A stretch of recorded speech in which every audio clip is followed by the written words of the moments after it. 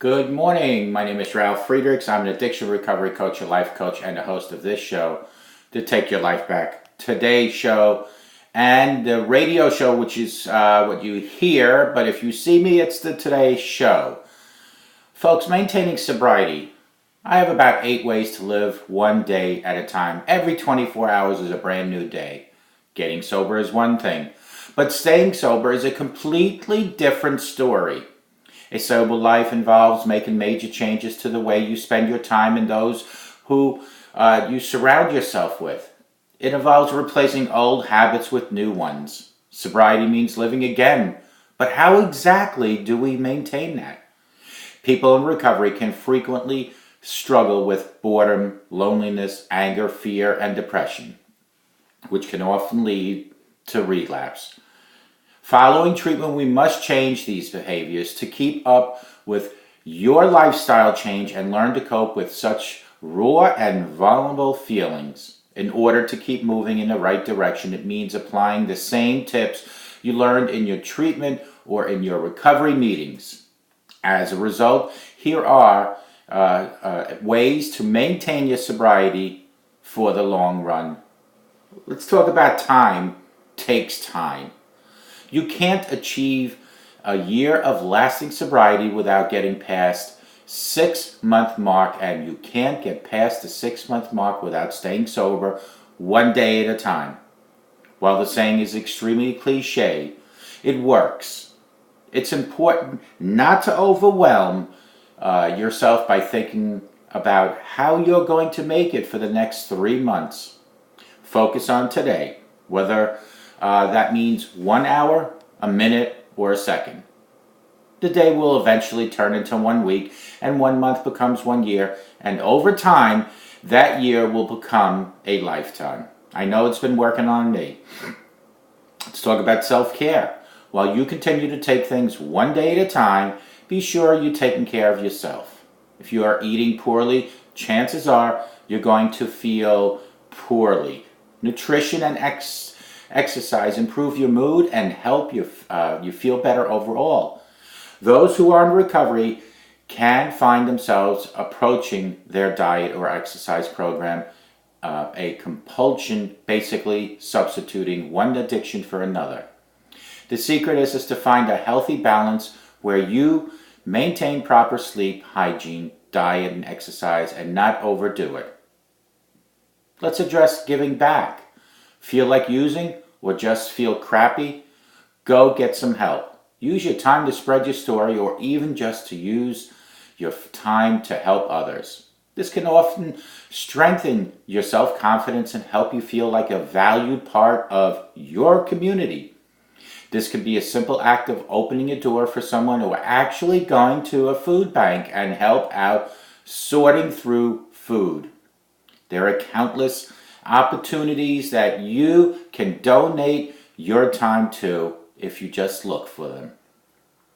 Let's deal with the past mistakes or move forward. We didn't get sober to run from our past anymore. Most people in recovery have left a lot of pain and suffering in their path through addiction. There are likely many things in your past that causes feelings of shame and guilt, which can eventually eat up inside if not dealt with in a properly manner. Shame can be described as having negative feelings about yourself, while guilt can be described as having negative feelings about your behavior. To avoid relapse and to stay sober, it's important that you begin to work through these feelings and take the necessary steps to clean up the mistakes from your past and live life responsibly and move forward. I call it making amends. Let's talk about support. Whether that looks like the 12-step program, alumni meetings at your treatment center, or having a system to hold you up when you are struggling, we need support and connection.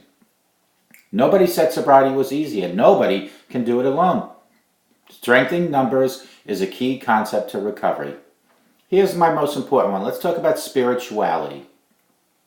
There are many people who credit God, like I do, a higher power and meditation to their sobriety, which can look like anything.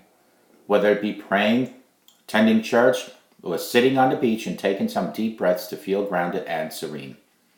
Whatever the case may be, in my case it's prayer, spirituality that is personal to you can often help keep our perspectives in check. Remember where you came from, my friends. After a while, many of us forget miserable existence that we were living in the addiction and find ourselves reminiscing at the fun we had. If we get too hyper-focused on that, we can begin to romanticize and eventually fall down a slippery slope headed to relapse.